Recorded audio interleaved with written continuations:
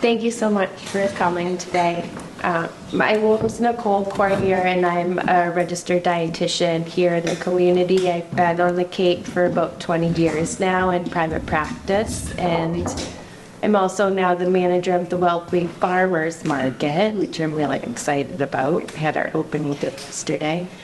And I've been building relationships with our farmers here on the Cape for that entire period of time. And the reason why is because when I went to school to become a registered dietitian, I was not taught where our food came from.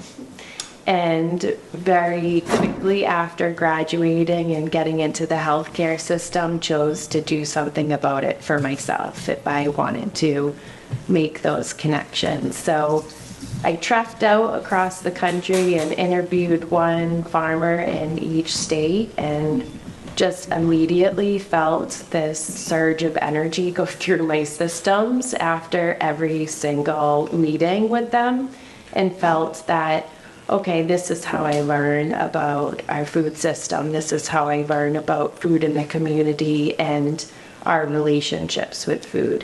And so that was really the roots of how I got more interested in herbalism in my nutrition practice as well. So that was, building the connections and that solid foundation to begin with, but then over time learning that there's all these other plants that aren't found necessarily on a farm, and they have been studied for thousands of years.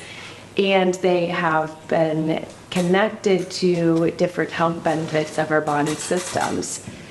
And so after being in practice for 20 years, I decided to go back to school, which was terrifying after 20 years. I'm still struggling with it. More of the structure and the process part of it naturally. I feel like school can be a real mirror for ourselves to bring up different parts of maybe our programming of like feelings and emotions and how we talk to ourselves, which I'm going to circle that back into herbalism because it is part of a non-linear approach, and our current healthcare system is very linear of treating the disease.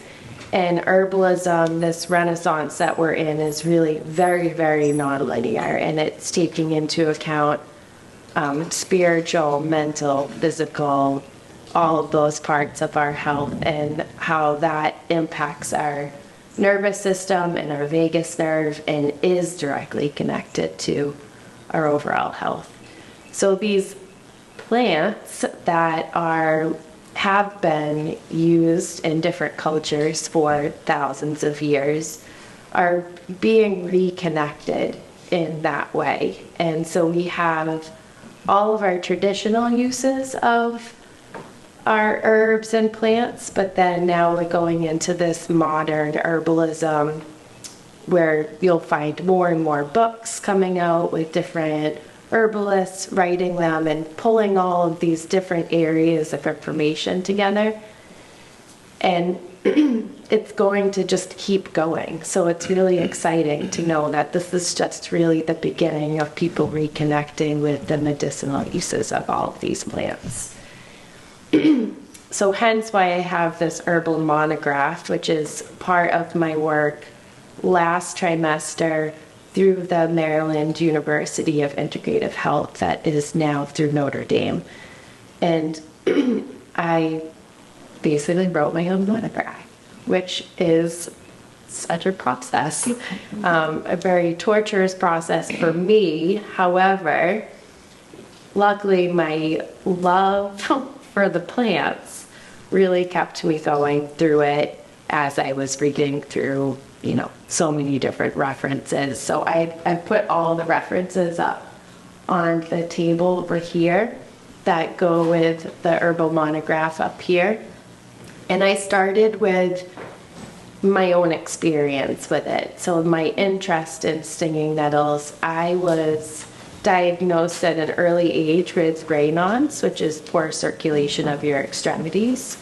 And certain therapies are known to help circulation in different ways. And the nettle plant in itself is really good for circulation. And so drinking the tea, which we're going to get into today, but it also comes in a tincture form. And there's also other ways to consume the leaves that we'll get more into. But the urtication is when you really purposely hit yourself with the nettles.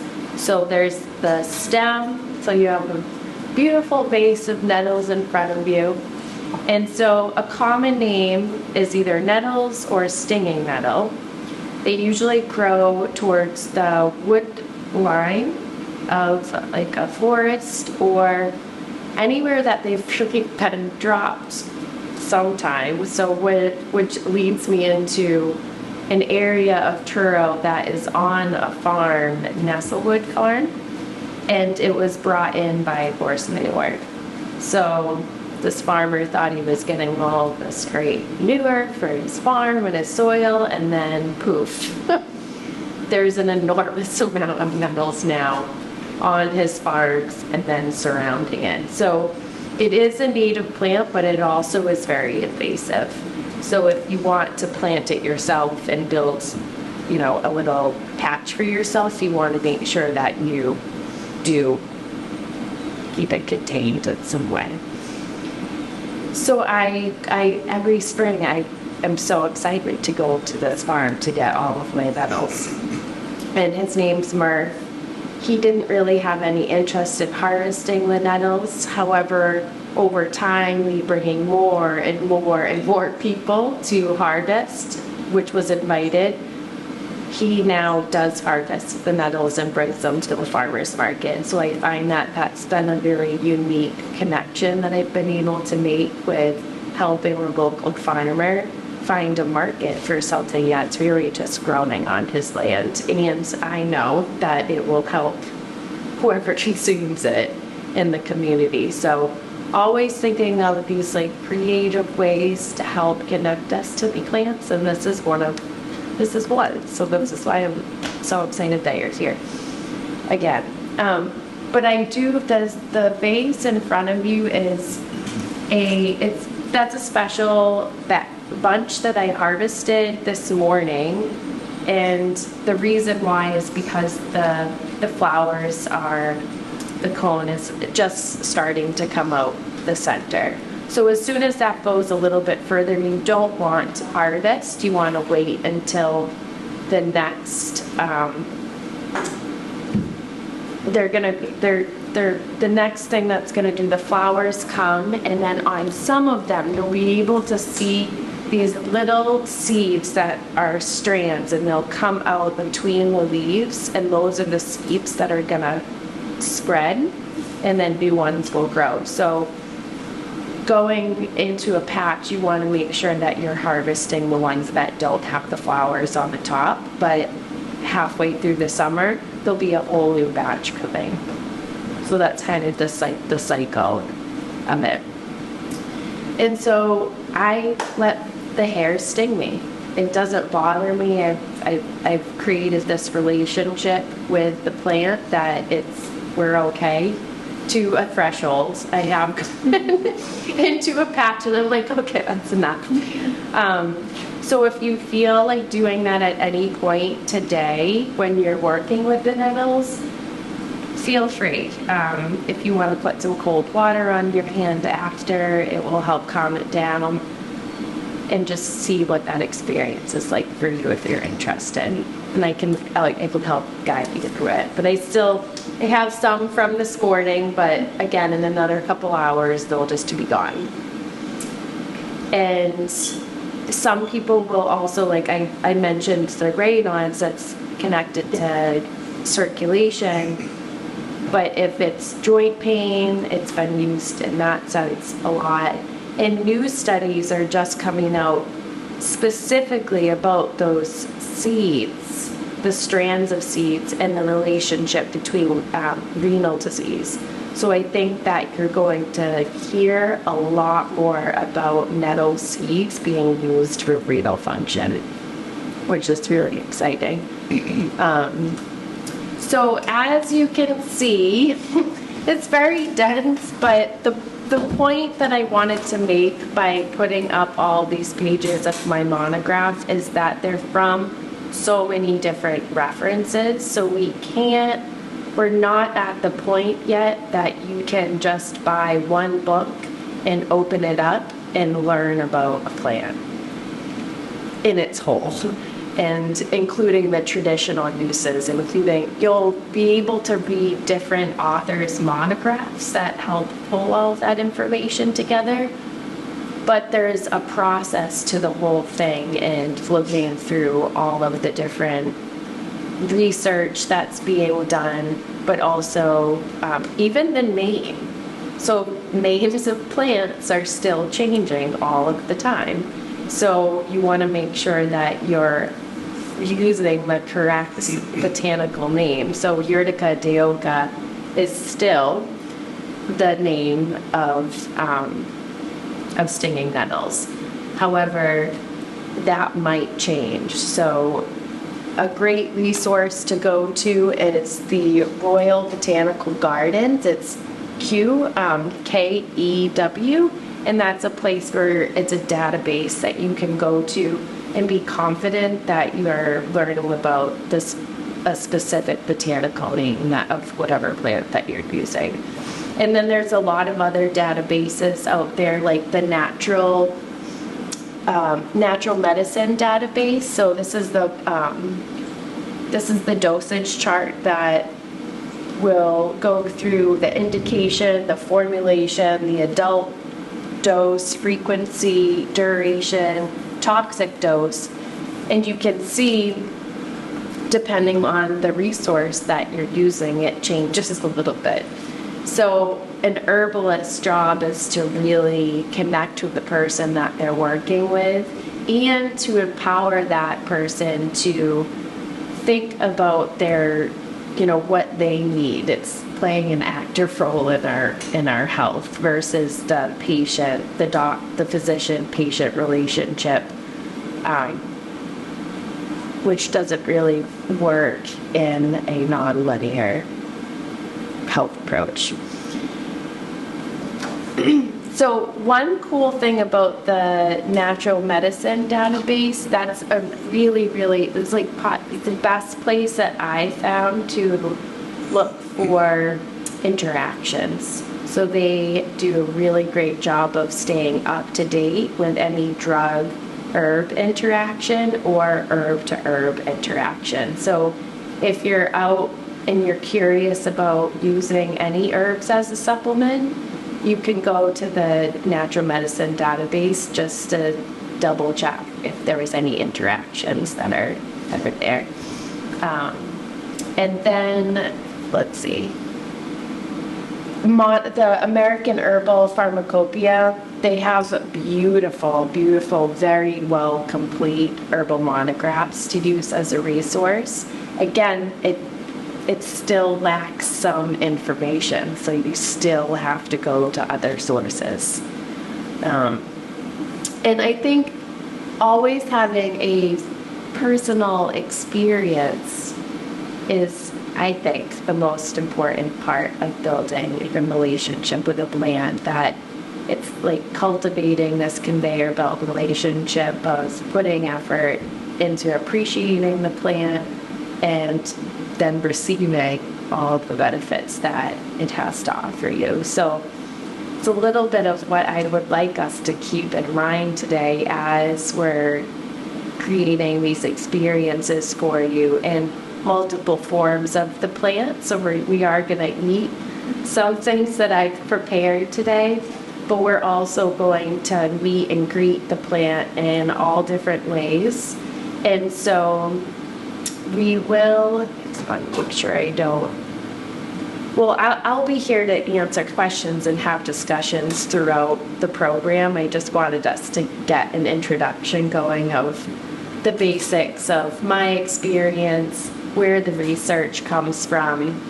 You can see, you know, the key constituent. So each plant has key constituents that makes it be able to offer what it has to offer to us. And those are what's responsible. So, you know, terpenoids, carotenoids, you know, some of them are really twisters. But then we go down to like looking at the specific nutrients in the plant. So very similar to all of your other dark leafy greens. And in some cultures, it was used as a food. Like even if we go back to the ethnobotanical sources, so this is what was going on in Ethiopia with this plant. And I found it interesting that the TEK, the traditional ecological knowledge, it was a source for food for the people. It was also a source of food for the animals, so it was fodder. It was used as herbal medicine. It was found in crop farming systems as a weed, so it was used as a farming system. And it was, the young shoots were, you know, prepared for making sauces. Let's the other. I also felt this was interesting. So the younger individuals in that community had a little bit of a stigma that it was a poor man's food. So the younger individuals weren't harvesting the stinging nettle as much as the older individuals that were maybe more connected to the traditional uses of it. And then you can like read a little bit about what was going on in Nepal with it, what was going on in Kenya, what was going, you know, where's the history of it. And let's see. Yeah, I don't want to get too much into that, but happy to answer any of your questions as we go. So a long history, we have today's dosages, resources, and we have, you know, some discussions going on with it being treated for diseases like cancer, its antioxidant effect, its effect on kidneys, and we'll kind of just keep that going throughout the program. And then there's a whole other side over here about the identification of the plant and the different parts of the plant. But if we go back to the table now, because we can, that's like our resource over there for today's program.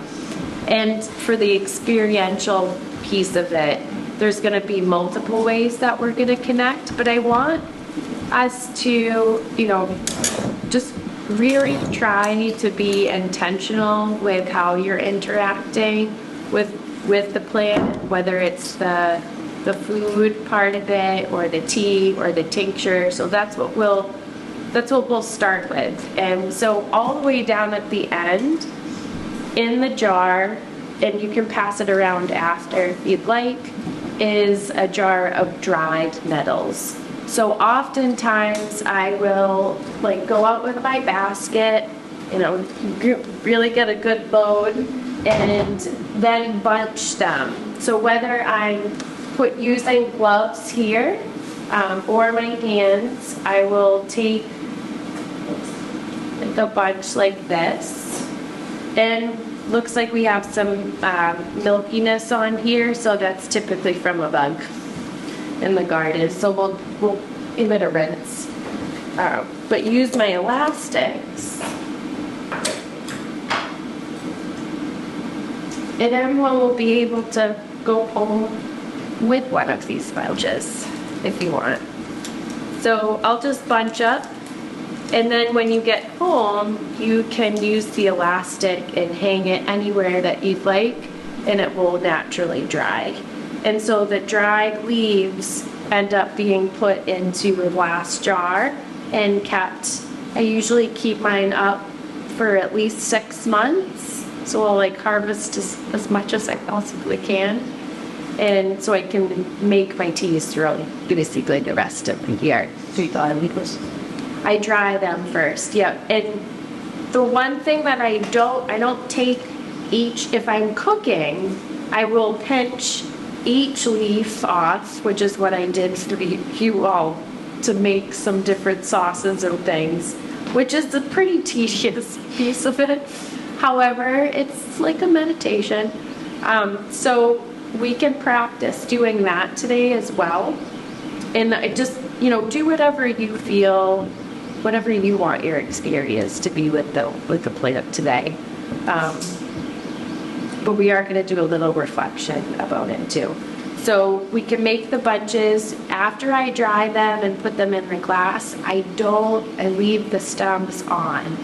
If you're drying herbs and we want to save them for a later use, keep everything as intact as you can, because it's going to help keep all the nutrients more intact until the time. So the next time I want to make a tea with the dried leaves or plant, I will crunch that up and just use the whole plant. So remember, phytotherapy is using the whole plant to treat the whole person. Unless there's different parts of the plant that have toxicity levels, these two not. Does that make sense? So I'll put this here as an example. So that's where the tea comes from. And so nettles, you'll notice on the other side there's preparation, and it goes into the degree. You do not have to get that specific. If you want to just take your bunch and chop it up and throw it in a big pot, fill it up with water, simmer, you could bring it to a boil and then shut it off and let it steep for at least 15 minutes. You're going to get a really nice hot infusion. However, I went by the book and did the 70 degrees and kept it there for at least an hour to get the tea that's on the table, and then I put it in the refrigerator and I just keep it there for as long as I want to use it. So I think if Cody could be the server, I have a little ladle there, and you can use the clear glass and fill it up as much as you want.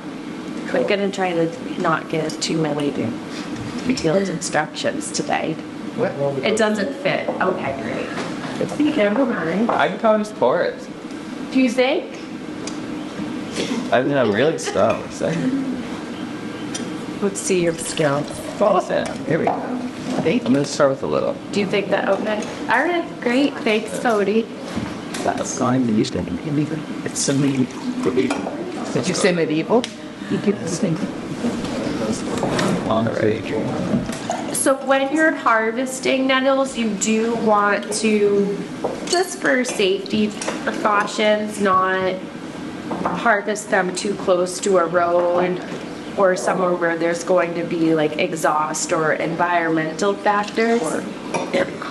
So, which is why I really like going to the farm, because I can see everything that he's doing, and then I can talk to him to say, what else should you use on this farm? If I feel comfortable, then that's great.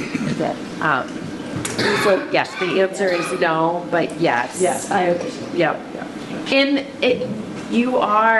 it's a really great thought process to work yourself through, because you'll notice there's a section of the monograph that does talk about how nettles do like to grow in disturbed areas. So you might get really excited that there's this area it's growing, but you might want to look back and see what else is going on in that area, just to double check yourself and to make sure that you feel comfortable consuming it. Yeah.